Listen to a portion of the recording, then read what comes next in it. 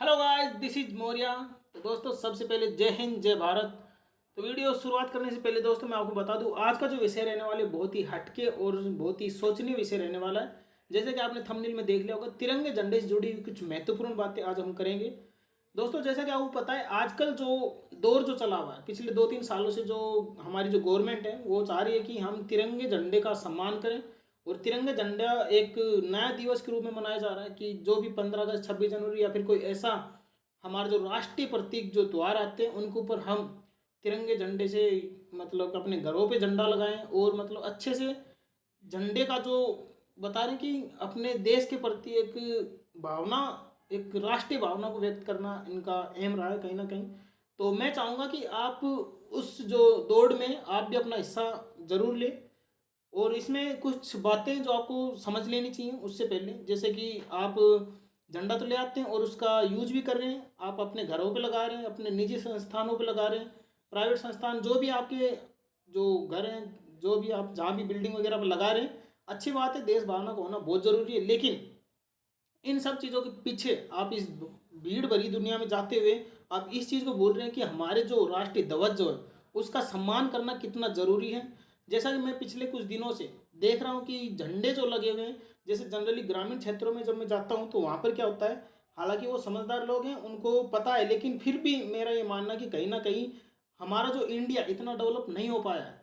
क्योंकि इंडिया में लोग क्या कर रहे हैं, वो झंडा तो ले आते हैं, उन्हें झंडे का मतलब ही नहीं पता। एक्चुअल में उन्हें ये पता है कि ये हमारा झंडा भारत का झंडा है, लेकिन उन्हें नियम बताने वाला कोई है नहीं। तो इसलिए ये वीडियो हम बना रहे हैं ताकि आपको कुछ नियमों से हम अवगत करा दें।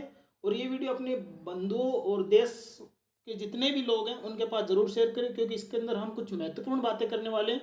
और इस वीडियो को स्किप ना करें बिल्कुल भी, क्योंकि प्रत्येक लाइन आपके लिए बहुत ही महत्वपूर्ण रहने वाली है। कम से कम अपने लिए नहीं तो अपने देश के लिए ज़रूर ये वीडियो शेयर करें। तो जैसा कि मैं बता दूं आपको, स्वतंत्रता दिवस की सबसे पहले तो आपको बहुत बहुत शुभकामनाएं। हमारे व्यूवर्स को जो 15 अगस्त आएगी उसके लिए बहुत ज़्यादा शुभकामनाएं, और मैं कहूँगा कि आप उसमें पार्टिसिपेट करें, अच्छे से अपना जो 15 अगस्त सेलिब्रेट करें। तो मैं बता दूं, राष्ट्रीय ध्वज एक्चुअल में होता क्या है। देखो, इतिहास जानना बहुत ज़रूरी है इन चीज़ों का, क्योंकि आपको यदि फ्यूचर बनाना है तो आपको इतिहास से वाकिफ होना बहुत ज़रूरी है। तो मैं आपको बता दूं, 22 जुलाई 1947 यानी कि 22 जुलाई को 1947 को ये अपनाया गया था झंडा, जिसकी लंबाई चौड़ाई का जो अनुपात होता है वो होता है 3:2, यानी कि 3:2 का इसका अनुपात रहता है। आप किसी भी साइज का ले सकते हैं, लेकिन इसका अनुपात हमेशा 3:2 होना चाहिए। ठीक है, सबसे पहली बात तो ये। और ये उस समय में पिंगाली वेंकैया जो नाम का जो इसमें इसका डिस्कवर हुआ था उसने इसको बनाया था, तो इसने झंडा दिया था। यदि मैं बात करूँ इसके रंगों की, तो सबसे पहले बात करूँ तो सबसे ऊपर एक जो कलर होता है वो होता है सेफ्रॉन, यानी कि केसरिया कलर। तो केसरिया रंग जो होता है उसकी यदि मैं बात करूँ तो सबसे ऊपर होना चाहिए। जी हाँ, जैसा कि आपको पता है सबसे ऊपर होता है जो कि बलिदान का प्रतीक होता है, सेक्रीफेक्शन का होता है। तो आपको इसका पता होना चाहिए कि जो केसरिया रंग है उससे हमें क्या सीखने को मिलता है, क्योंकि हम अक्सर स्कूलों में पढ़ते आए थे, लेकिन उसके बाद हमें कोई बताने वाला मिला नहीं। तो पता चल गया होगा अब तो। दूसरा मैं बात करूँ तो एक होता है बीच में वाइट कलर, यानी कि सफ़ेद। सफ़ेद कलर का मतलब होता है कि शांति का प्रतीक। ठीक है, तो शांति का प्रतीक होना बहुत ज़रूरी है, तो हमें इससे भी सीखना चाहिए। तीसरा जो है हरा कलर। ठीक है, तो हरा रंग की यदि मैं बात करूँ तो इसमें जो सबसे जो निचला कलर होता है झंडे का वो होता है हरा कलर, जो कि हरियाली का प्रतीक है। ठीक है, अगला मैं बात करूँ तो चक्र। चक्र जो है नेवी ब्लू कलर का होता है, जो कि वाइट कलर के जो बीच में बिल्कुल सेंटर में होता है तिरंगे के। उसका जो मेन पर्पज है, उसके अंदर 24 तिल्लियाँ होती हैं, जो 24 तिल्लों का चक्कर होता है, जो कि 24 घंटे प्रगति का जो संकेत देता है कि हमें अक्सर बढ़ता रहना चाहिए अपने जीवन में, अपने आगे भविष्य के लिए। तो ये हमें बताता है। तो देखिए, इसके अंदर कुछ नियम है, जैसा कि आप तो एक तो कलर से आप नियम जान सकते हैं कि सबसे ऊपर जो है केसरिया रंग होना चाहिए। उसके बाद जो सीक्वेंस होती है वही होती है, क्योंकि कई बारी जल्दी जल्दी में लोग इसको नोटिस नहीं कर पाते, उल्टा भी लगा देते। तो मैं चाहूँगा कि आप इस ओर ज़रूर ध्यान दें। ठीक है, ऐसा हुआ नहीं, लेकिन बहुत रेयर चांसेस होते हैं, लेकिन फिर भी इसका आपको ध्यान देना पड़ेगा। यदि मैं बात करूँ 24 तिल्लियों की, तो इसके अंदर 24 तिल्लियाँ ही होनी चाहिए, 23 भी नहीं होनी चाहिए, 25 भी नहीं होनी चाहिए। आई मीन कम और ज़्यादा नहीं होनी चाहिए। आपको इसके अंदर तिल्लियाँ 24 ही होनी चाहिए आपके तिरंगे झंडे में।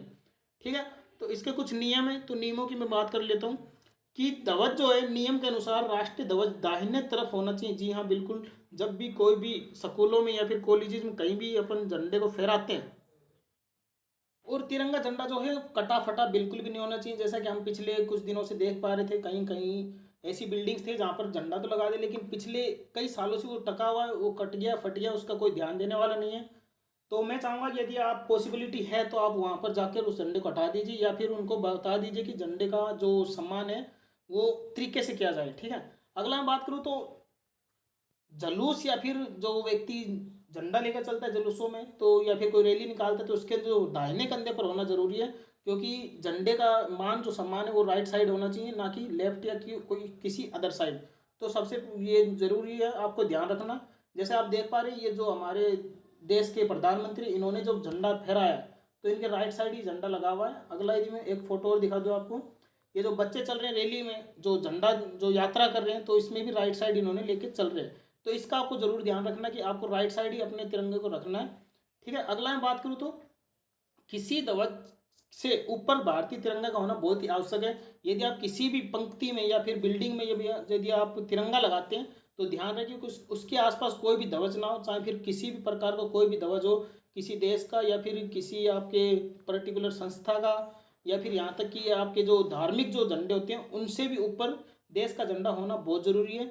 जैसा कि आप इस पिक्चर में देख पा रहे हैं, ये जो एक झंडा और लगा हुआ है, हमने एक एग्जाम्पल के लिए लिया, तो ऊपर जो है हमारा तिरंगा झंडा होना बहुत ही आवश्यक है।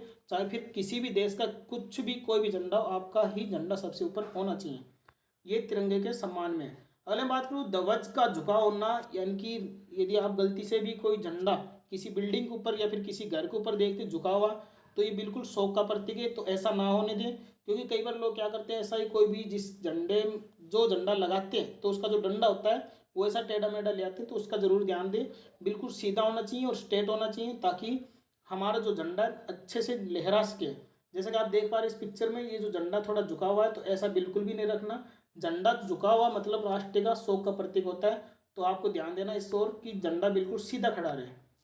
ठीक है। अगला यदि मैं बात करूं, तिरंगा जो है वो कि सूर्यास्त के बाद और सूर्योदय से पहले, सॉरी हाँ, सूर्यास्त के बाद और सूर्योदय से पहले ध्वज नहीं फहराया जाना चाहिए, क्योंकि सूरज निकलने के बाद और सूरज ढलने से पहले ही इसको फहरा लिया जाना चाहिए, क्योंकि ये भी एक नियम के अनुसार है। यदि ऐसा नहीं करते तो ये इलीगल माना जाएगा और आपको सजा भी हो सकती है।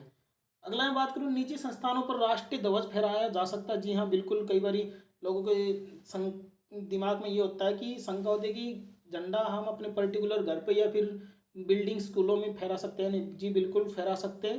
पिछले सालों से आप देख भी आप पा रहे होंगे कि प्रत्येक घर में झंडा फहराया जा रहा है।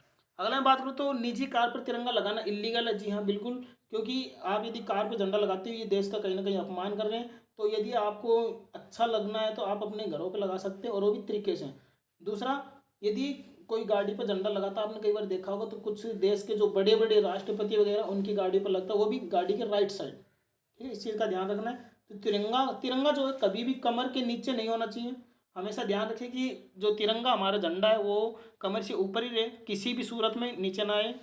और हाँ, यदि कई बार टी शर्ट वगैरह पहनते हैं तो ध्यान रहे कि तिरंगे की जो होती है वो टी शर्ट नहीं होनी चाहिए, या फिर होती भी है तो अपनी कमर से ऊपर के पोर्शन में होनी चाहिए, ना कि नीचे। ठीक है, इस और ध्यान देना। तिरंगा झंडा कदापि यानी कि कभी भी तिरंगा झंडा उल्टा नहीं लगाना। तिरंगा हमेशा ऊपर, यानी कि केसरिया जो कलर है ऊपर रहना चाहिए। तो इसका ज़रूर ध्यान दें, कई बार ये जल्दी जल्दी में लगा देते हैं, तो इस और ज़रूर ध्यान दें। और एक चीज़ और है कि छोटे झंडा अपन यूज करते हैं उनका तरीके से यूज करें, अच्छी जगह पे यूज करें। तो आज के लिए इतना ही था। जय हिंद जय भारत। और यदि वीडियो अच्छा लगे तो लाइक शेयर एंड सब्सक्राइब जरूर करें। तो अभी के लिए बाय। और ये वीडियो ज़रूर एक बार सभी के पास फैला दीजिए, ताकि सबको पता चल जाए झंडे को कैसे क्या करना है। क्योंकि मैं जनरली आज भी देखता हूँ तो बहुत से ऐसे झंडे मिल जाते हैं जो कि हम चाहकर भी उन्हें ठीक नहीं कर सकते, क्योंकि सिचुएशन ऐसा आ जाती है कि क्या करें। तो कटे फटे झंडे और जो जिनका कलर ही फेड हो गया, तो उनका थोड़ा ध्यान दें। अब टाइम से उतार लीजिए झंडे को और टाइम से लगा दीजिए। तो अभी के लिए बाय एंड टेक केयर, और मनाइए अपना अच्छे से त्यौहार जो है स्वतंत्रता दिवस अच्छे से। सब आपको सभी को शुभकामनाएं and bye and take care. मिलते हैं। जय हिंद जय भारत।